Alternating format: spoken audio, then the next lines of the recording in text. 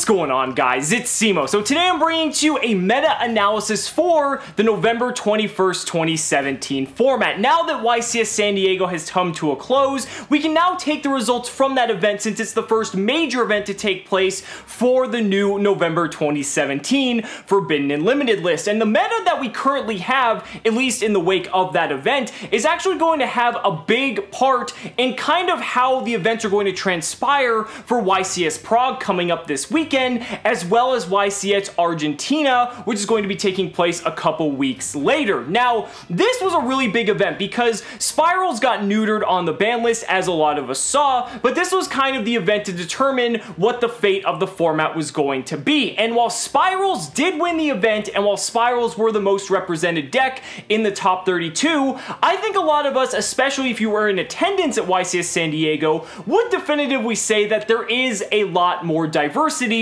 in this format. So looking at the pie chart here, this is a breakdown of the top 32 from YCS San Diego. There were 17 Spiral in the top 32. There was 7 Trickstar, 6 Pendulum Magician. There was a Spiral Pendulum deck, which, I mean, that still blows my mind. And then there was the lone ABC deck profile that ended up taking 3rd place overall in the event. But we'll get to that a little bit later. What I wanted to start off with was the big 3, Spirals, Pendulum Magician, as well as Trickstar, because a lot of us were anticipating that these were going to be the best 3 decks. So I want to kind of discuss how these decks played out since I was actually in attendance at the event, and can kind of use an analysis here to give you guys pretty much some advice as to how the format's going to shape up as we move forward. So a lot of us, you know, were looking at YCS Dallas, which happened before the ban list, and saw that, you know, 29 of the top 32 decks were Spiral, and then at YCS London, the same thing happened as well. So then we got the ban list hoping to put Spiral in check. So the question is here, did the ban list in fact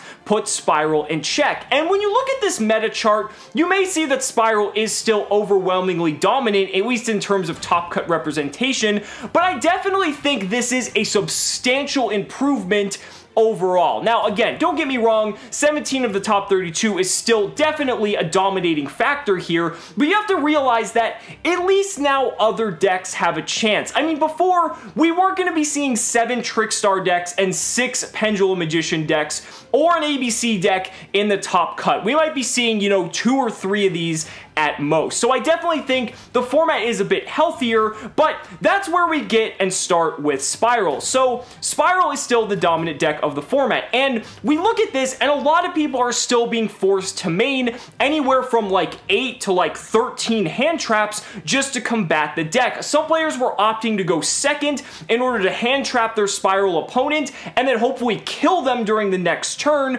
so that the Spiral player wouldn't get the opportunity to go off, because the deck is in a more fragile state than it's ever been, especially when it comes to hand traps. But the one thing you have to keep in mind is that when it comes to Spiral, Spiral is still capable of amassing such a powerful board that even though it's more fragile than it's ever been, you have to keep in mind that Spiral Sleeper is still one incredibly big pain in the ass card for a lot of different decks to deal with. Now, there are ways to out Sleeper, but if you think about just how oppressive Spiral Sleeper is once it hits the board, especially if it's equipped with Last Resort, and especially if there's a Spiral Resort field spell face up on the field, that's a lot for your opponent to deal with. It just demands so many resources to be handled that even if you manage to out it, you're not going to be in that favorable of a position, even though it might clear out your opponent's board. Spiral's really interesting because even though the deck is so fragile, the deck's engine actually doesn't need that many cards, so it's actually able to main the 8 to 13 hand traps that people are maining to help counteract the mirror match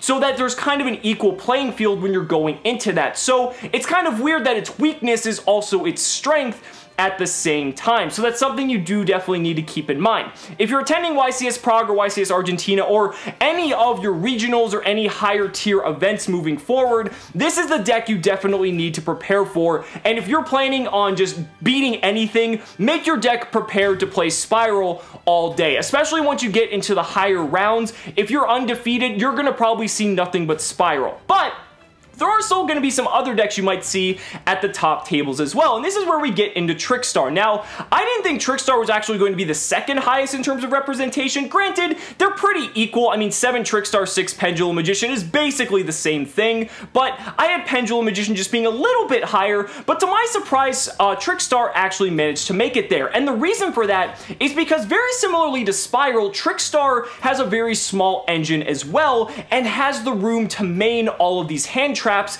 in order to combat the Spiral matchup. And so naturally the deck has a very good matchup against Spiral when you factor that in, as well as the fact that the deck really has good synergy with not only Droll and Lockbird, but as well as having a card like Trickstar Reincarnation to disrupt a lot of your opponent's one-ups. The thing is, if you can time your Trickstar Reincarnation to banish your opponent's sleeper out of their hand, they're going to be in a really bad position, because that's kind of like the deck's win condition going up against Trickstar. So by banishing it, the Trickstar player is in a very favorable position, and Trickstar can grind very well, especially going into the mid to late game. That deck doesn't care at all, because you're just going to be slowly getting chipped away, burning away your life points, and that's where the deck favors itself better. So by having the more favorable position in the mid to late game, as long as it can pretty much disrupt any potential for the deck, for Spiral in that instance, to go into double Helix and to combo off, that's where Trickstar really has a chance. And that's why I did have it very highly valued on my previous net meta analysis, but it actually overperformed, at least to my expectations. So if Spiral isn't your cup of tea, I definitely think Trickstar is a very solid option. The deck is very simple, the combos are very basic, and it's a very strong deck overall, especially as long as Spiral stays in high tier contention. Now this moves us on to Pendulum Magician. Now Pendulum Magician's in a really awkward position here, and the reason for that is because we talked about how important hand traps are in this current meta, and the issue that Pendulum Magicians face is that they can't main a lot of different hand traps. Sure, it's possible, but the more hand traps you main in a Pendulum Magician deck, the lower you're bringing your consistency, because the deck is a combo based deck, and you want to have as many of your combo pieces as humanly possible to combo off and kill your opponent with the biggest board you can possibly amass. Sure, the deck has options like Omega and Bagooska and all these other different things, but frankly, if you can't stop your opponent going second, then that's really going to pose a big threat to you, especially when you get to the later rounds of the tournament. The other big problem Pendulum Magician has is that going into games 2 and 3 post sideboard, you have a lot to deal with, because Evenly Match absolutely fucking blows you out, as we've seen not only on the live stream, but just from players' accounts of just how powerful the card is. Because of the way the Pendulum deck functions, it needs to have those scales up, and Evenly Match just blows the deck out of the water entirely. You have to worry about stuff like Unending Nightmare, Magical Spring, Dimensional Barrier. There's just so many ways in the sideboard that you can handle Pendulum Magician that I feel like that's why the deck only had the 3rd highest representation. Now granted, it still had a good representation. 6 of the top 32 is definitely nothing to really scoff at. I mean, that's just under 25%, but still you need to realize that these are the disadvantages that the deck has, and now that we're moving forward into this meta, this is kind of where things are going to start to shift now that players are going to focus more of their attention on Spiral as well as Trickstar. Now I definitely want to talk about ABC here as well, because this was the dark horse of the tournament. If you noticed in the last couple of weeks, ABC has been completely absent from like regionals or really any sort of coverage since the ban list was released. And I had the anticipation that ABC was kind of going to be a dark horse going into YCS San Diego, because no one was really talking about it. And if no one's really talking about a deck that's that strong, that to me at least seems that someone's going to want to play that deck, because people aren't going to be citing the system downs or really anything to prepare for it. Hell, I had Dragon Buster in my extra deck as a cherries target just in case I ran across the deck, because I didn't want to deal with that deck whatsoever. Even though I didn't actually play any, it was something I was personally prepared for. But the deck did end up taking 3rd place, and the reason for that is, like I said, people weren't citing for it because people weren't expecting the deck was really going to do anything, and also what contributes to the deck's success is, I mean, Dragon Buster is still incredibly powerful, and not to mention the deck can run Skill Drain, which is basically an auto win for your Spiral matchup if you draw it, especially if you draw it going first. Spiral does not have an out to that card if you're going first, so that's just an absolutely blowout if you can manage to get that card. And again, Dragon Buster is arguably one of the most powerful boss monsters ever created, and if you're not able to stop ABC if they get their engine going, that deck is just going to completely run you over. So this is going to be the big interesting factor when it comes to these bigger YCSs coming up here in the next couple weeks, is to see how much ABC influences their meta, because even though there's only one in the top 32, it ended up taking third place. So the YCS Prague competitors as well as the YCS Argentina competitors might be preparing themselves more for ABC than say maybe the players at YCS San Diego. A couple other things to mention: that Burning Abyss is still very popular in Europe and is still topping regionals as well as other tournaments, and I think there's an over preparation for Burning Abyss at YCS San Diego.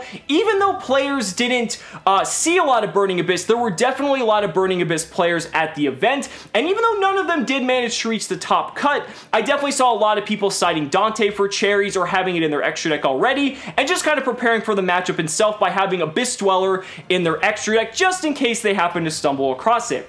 Infernoid is also another interesting deck that almost did make the top 32, and this is a deck that again is another sleeper deck that, if piloted by the right player and if the build is correct, can just absolutely throw the meta on tilt and really just catch a lot of people off guard and do a lot of damage. So I'm really interested to see what happens at YCS Prague and YCS Argentina, and I'm really curious to hear your guys' thoughts as well as to what you think of the meta overall. I definitely think the meta has improved, even though Spiral is still the best deck of the format, but the fact that we now have Trickstars and Pendulum Magician having a fight for contention. Hell, Trickstars were in the top 2 in the finals, and we actually had the potential for 4 different decks to be in the top 4. I think that's definitely a sign of a more healthy format, but I'm curious to hear what you guys have to say as well. So let me know down in the comments what you guys think. Guys, thank you so much for watching the video. Be sure to like the video as always, subscribe to the channel for more amazing Yu-Gi-Oh content, and if you found this video helpful, consider backing me on Patreon, because just by pledging only $1 a month, you're investing in my ability to continue bringing you amazing Yu-Gi-Oh content. Next time I'm going to be uploading my own deck profile that did make day 2 at YCS San Diego, so if you're interested to see that, I hope you stay tuned. So guys, thank you so much for watching the video, and we'll see you next time. 1, 2, 3.